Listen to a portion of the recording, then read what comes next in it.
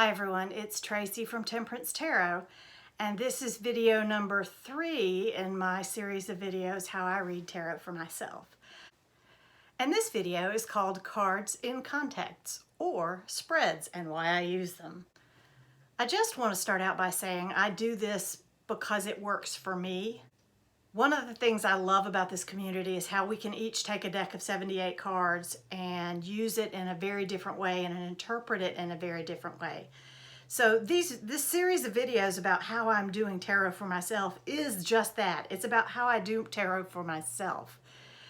It's not like I'm proclaiming that this is the only way or the best way to do tarot.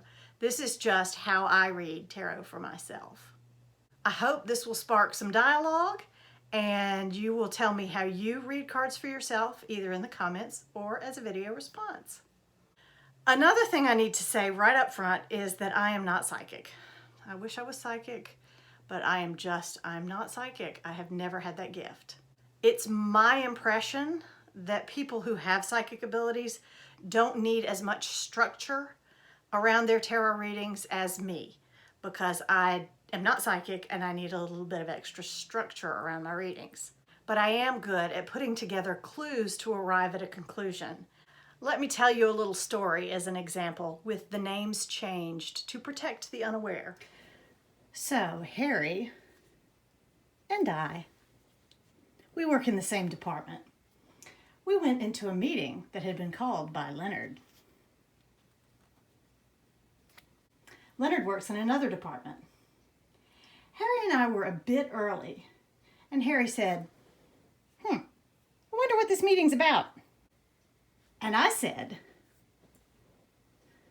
well, I imagine it's about the adoption of this widget software that we've spent a lot of money on, but no one's using.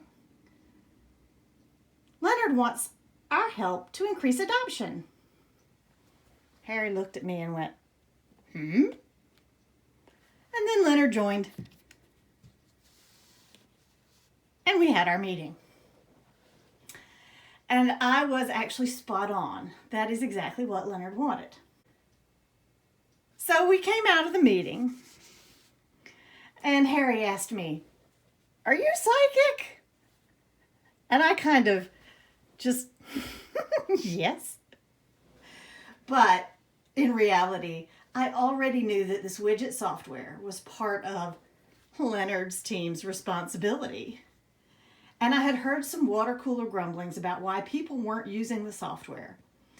I also knew that the audience for this software was an audience that I was primarily responsible for training.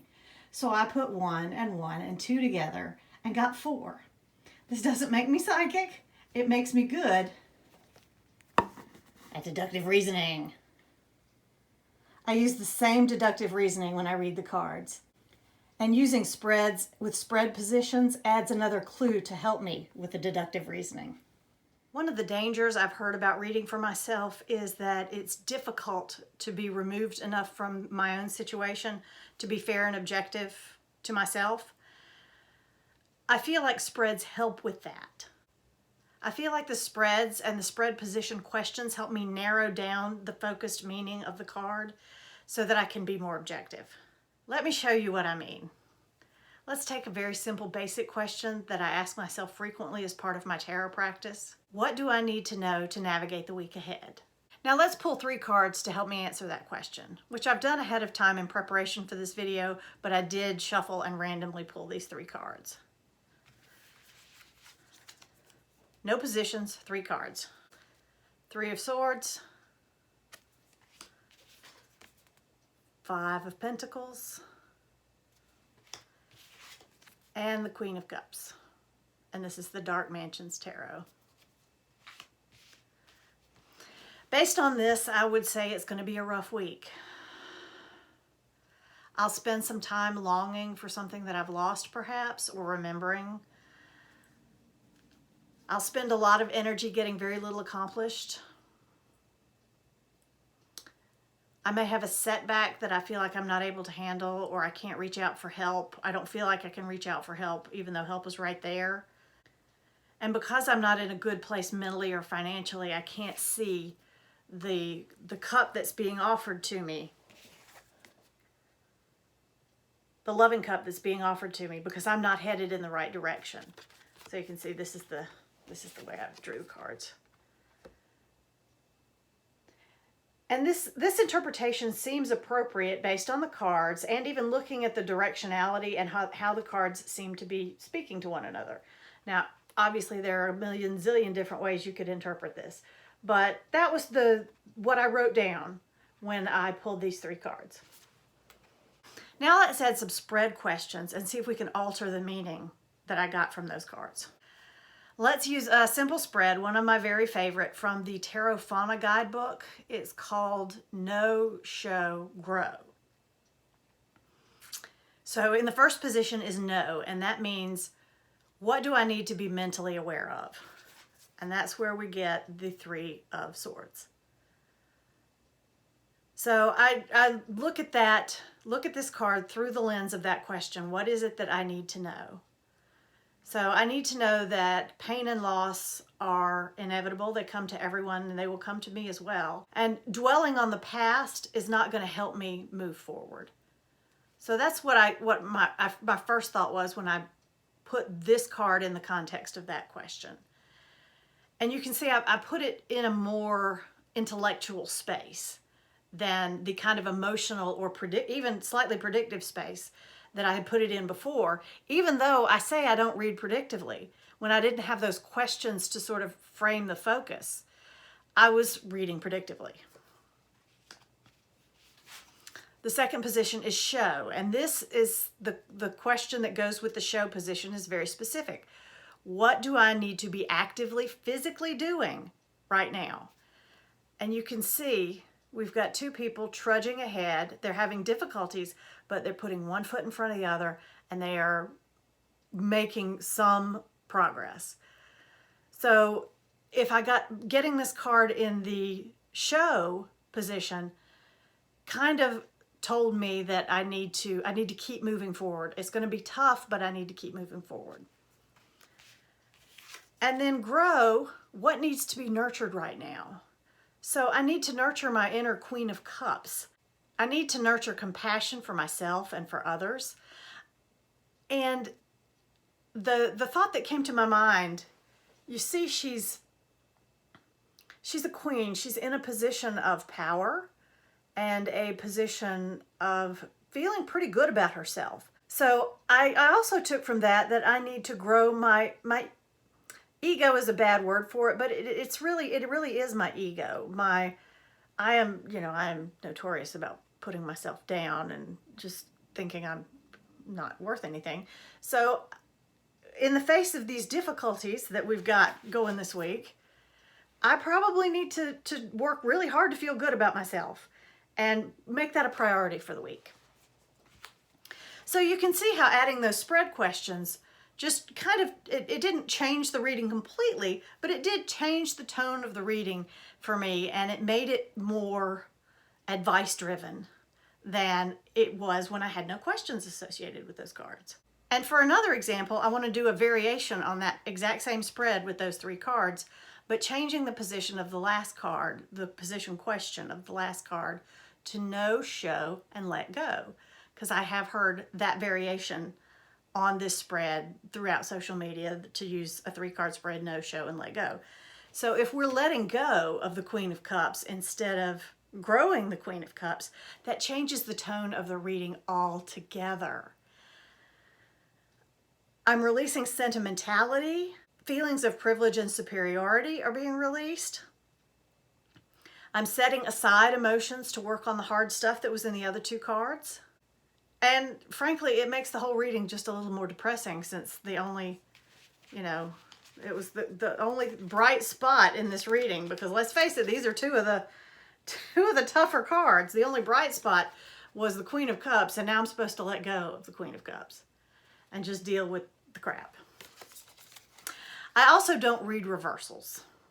So I use the positional meanings to help me decide when to use the shadow side of a card, like I just did with the Queen of Cups. I use the positional question to know when to look at the shadow side of the card versus the non-shadow, the upright, I hesitate to say positive, side of the card. Another example, I pull the Fool card. Here's the Fool from the Saki Saki. The question is, what energy should I embrace today? So I pull the Fool. Going to take a risk, going to take a chance, going to go out on a limb, not going to listen to the advice of others, just going to go for it. Do it. But if I change one word in that question, what should I avoid today? Now I'm avoiding taking risks. I should listen to other people. Maybe I shouldn't stick my neck out today, that today's not the day for that. That sort of thing. So you get where I'm going. And again, just for me, I kind of need that structure to help me interpret the cards for myself. I do occasionally just pull a card to see what the card comes up, but I think because of my need for that structure and those spread questions, in the back of my mind, I am always thinking the idea, what energy do I need to embrace today? Because when I just pull a card because I want to pull a card, that's kind of how I read it. I prefer smaller spreads of 1 to 3 cards. Because I read for myself frequently, I don't have the time or the energy or the need to do these big, ginormous spreads for myself all the time. So I do prefer the smaller spreads. The exception to this would be around my birthday or New Year's, when I am looking to get a big picture sort of vision for maybe the upcoming year or something like that. I can also get a lot from just one card. I find that when I have too many cards in a spread, I don't get as much out of each individual card as I would have if the spread were smaller. So take the 3 of Rods from the Saki Saki Tarot. First thing I notice is this guy's got no head. And you know, not all the cards in the Saki Saki have headless people. There are plenty of cards with heads on them. So that's the first thing that draws my attention, and I pay attention to it because he's got no head. I mean, he's got no head.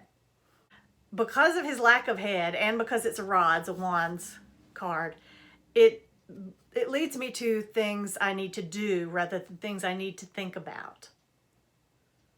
So I've done what I can to move in the direction of my goals, and maybe now I need to spend some time shoring up my foundations, making sure that all of my poles are steady. Watching for what I want to come isn't going to make it come any faster. And it won't make my project any more successful. But wait. This card, I pulled this in my weekly spread this week. This was in my don't do position. So that kind of flips it on its head. It means I don't need to be standing around waiting. I don't need to be shoring up the foundations. I need to be doing something. I need to be taking steps that will lead me to my goal. It's time for growth. And I'm assuming that this headless guy is facing away from me because that's the standard Rider-Waite pose of the 3 of Wands. But he could he could be facing me if he had a face. He could be facing me if he had a face. So that adds an air of uncertainty to the card. So maybe what it's telling me is not to worry about the uncertainty and just get to work. Now, just a bit about the kind of spreads that don't work for me. And I've already touched on one of them, and that's the big spreads. Even when I do my big spreads around my birthday or New Year's, they're probably no more than about 7 or 8 cards. So that's about my maximum on the number of cards I want in a spread. Spreads that focus on a predictive outcome, because I've said before, that's not my point in using tarot for me. For me, again, that's not my point in using tarot for me, is to have predictive outcomes. It's to more provide advice and to listen to what maybe I wouldn't listen to from other sources. And then there are the spreads that have positions, but don't have really good questions for each position. They're kind of vague in the positional meanings of the cards. And one of them is this. I wrote this one down. I have a little book of a few favorite spreads, but not many. I actually use very few different spreads. But this is an elemental spread that has, a north, earth coins, the physical everyday world, east air swords, south fire wands. That doesn't ask me a specific enough question for me to use it on a regular basis to get something really valuable out of it. A couple of other spreads like this chakra spread that just give you a card for each chakra. I don't find those terribly helpful. This is from the Ultimate Book of Tarot Spreads, Ultimate Guide to Tarot Spreads.